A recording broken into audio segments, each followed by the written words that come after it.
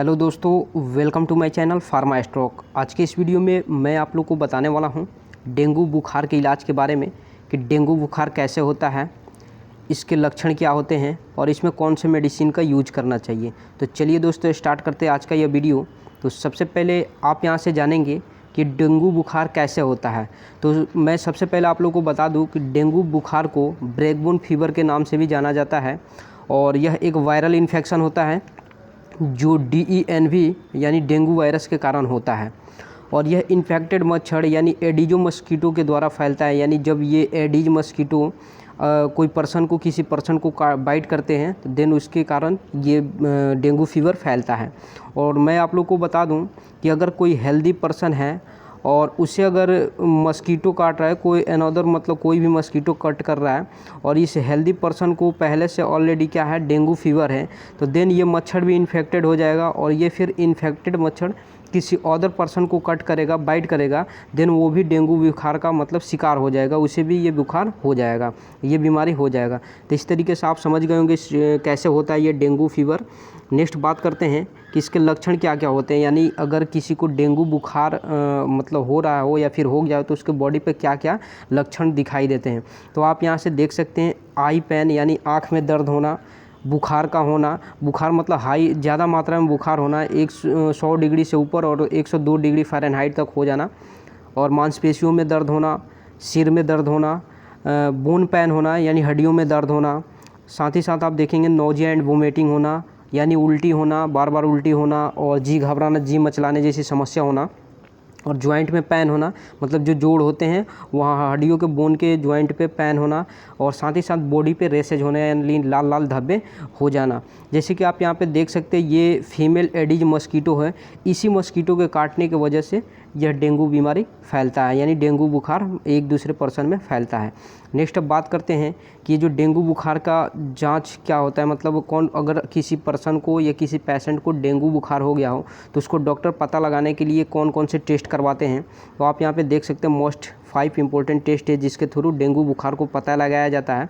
जो first number है NS1 test, और जो सेकेंड नंबर है IgM and IgG antibody test, और थर्ड नंबर आप देख सकते हैं CBC टेस्ट, जिसका मतलब CBC का फुल फॉर्म होता है कंप्लीट ब्लड काउंट टेस्ट होता है, जिसमें पूरे ब्लड के काउंट के बारे में जानकारी मिलता है। और फोर्थ नंबर आप देख सकते हैं थ्रोम्बोसाइटोपिनिया टेस्ट, जिसमें ये आपको प्लेटलेट्स काउंट के बारे में इसमें पता लगता है कि आपके बॉडी में कितना प्लेटलेट्स प्रेजेंट है और कितना होना चाहिए।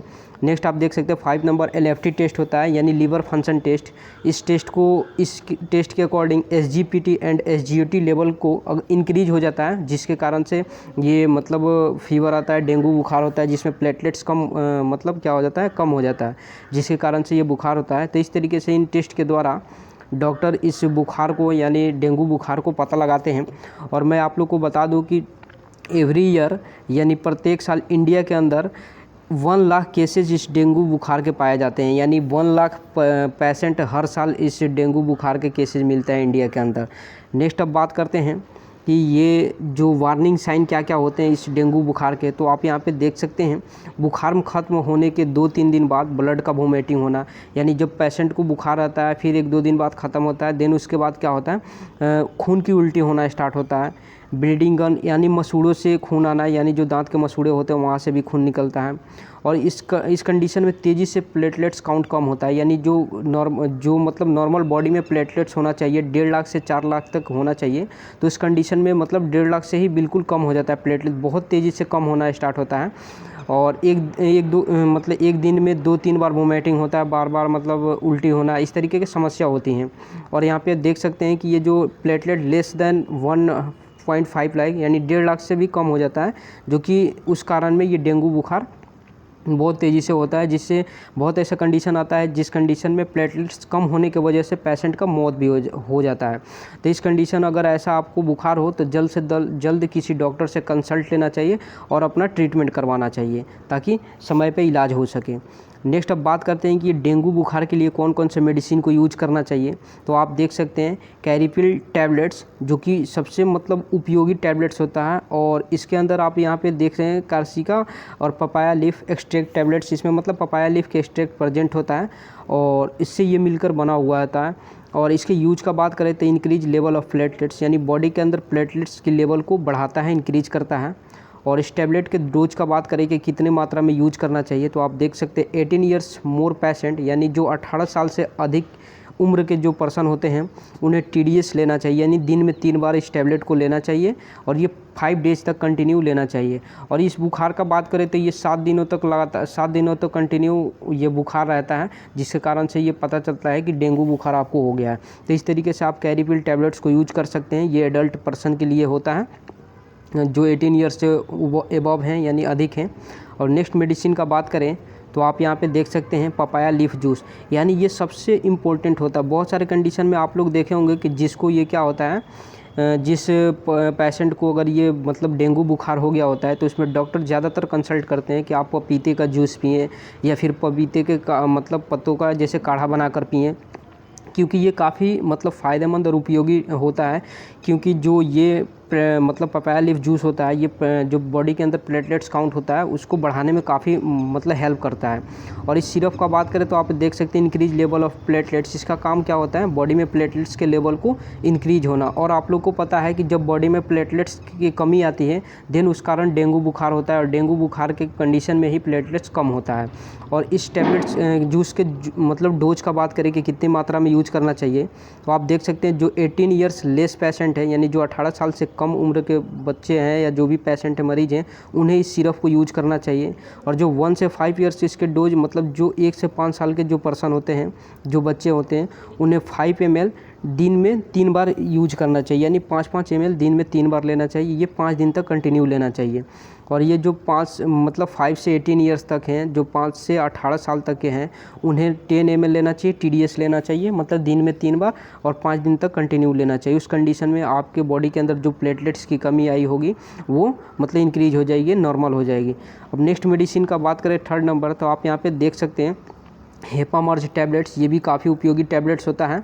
और इसके अंदर आप देख सकते हैं जो साल्ट प्रेजेंट है L-ऑरिथिन और ये फिर L-एस्पार्टेट टैबलेट्स जो प्रेजेंट होता है, जो कि आपको इमेज पे दिख जाएगा। और इस मतलब टैबलेट की यूज का बात करें तो decrease SGPT and SGOT level. आप लोग को मैंने बताया था कि जो LFT टेस्ट होता है, लीवर फंक्शन टेस्ट, उन कंडीशन में क्या होता है, जो SGPT होता है और SGOT लेवल होता है उसका क्या होता है, इंक्रीज हो जाता है। तो उस लेवल को कम करने के लिए इस टैबलेट को दिया जाता है, ताकि ये जो प्लेटलेट्स की संख्या कम हो रही थी तो उसको नॉर्मल करने में ये काफ़ी उपयोगी होता है।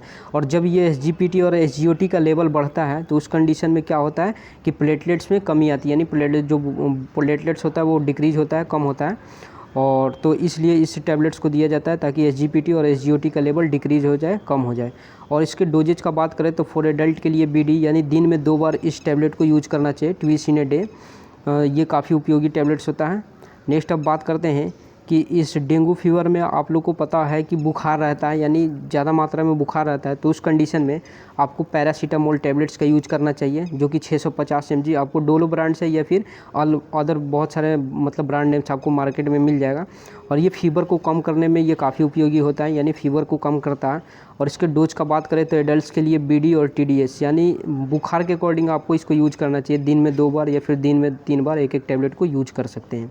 नेक्स्ट 5 नंबर मतलब मेडिसिन का बात करें तो आप देख सकते हैं कि 5 नंबर डिहाइड्रेशन, यानी कि लॉस ऑफ वाटर, यानी जब ये डेंगू बुखार होता है उस कंडीशन में क्या होता है, बॉडी के अंदर पानी की मात्रा कम हो जाता है और बिल्कुल वीकनेस हो जाता है। तो उस कंडीशन में जो बॉडी के अंदर इलेक्ट्रोलाइट होता है इम्बैलेंस हो जाता है, तो उसको बैलेंस करने के लिए इस मतलब IV फ्लूइड्स का यूज किया जाता है। जैसे कि आप यहाँ पे देख सकते हैं DNS होता है dextrose normal saline, NS normal saline, DS होता है डेक्स्ट्रोज सेलाइन, RL रिंगर लेटेक्ट होता है। और शरीर में इलेक्ट्रोलाइट बैलेंस करने के लिए इन सभी का यूज किया जाता है।